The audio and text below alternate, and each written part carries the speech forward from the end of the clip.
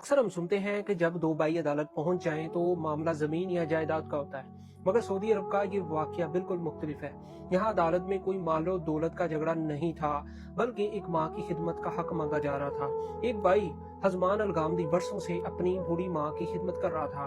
उसके लिए माँ की देखभाल ही जिंदगी का मकसद बन चुकी थी। दूसरी तरफ उसका छोटा भाई भी माँ से उतनी ही मोहब्बत करता था। वो कह रहा था कि बड़ा भाई अब खुद कमजोर हो गया है, इसलिए अब माँ की खिदमत मुझे करने दे ताकि भाई को कुछ आराम मिल सके। अदालत में ना शोर था ना तलखी, बस जज्बात थे, आंसू थे और माँ की मोहब्बत थी। जज ने माँ को बुलाया और पूछा कि आप किस बेटे के साथ रहना चाहती हैं। बूढ़ी माँ की आंखों में आंसू आ गए। बोली, सला करो, मेरे दोनों बेटे मेरी दोनों आंखें हैं, एक को चुनूंगी तो दूसरे को खो दूंगी। ये सुनकर अदालत में मौजूद हर शख्स की आंख नीम हो गई। माँ फैसला ना कर सकी तो मजबूरन जज ने छोटे बेटे की बेहतर सेहत देखते हुए माँ की जिम्मेदारी उसे दे दी।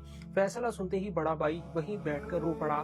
उसे इस बात का दुख नहीं था कि वो मुकदमा हार गया है, बल्कि इस बात का गम था कि वो अपनी माँ की खिदमत का मौका खो बैठा है। कोई हार जीत का मुकदमा नहीं था, ये माँ के कदमों में बैठने का मुकाबला था। और ये वाकया हमें ये सबक देता है कि असल कामयाबी जायदाद में नहीं है, बल्कि माँ बाप की खिदमत में है।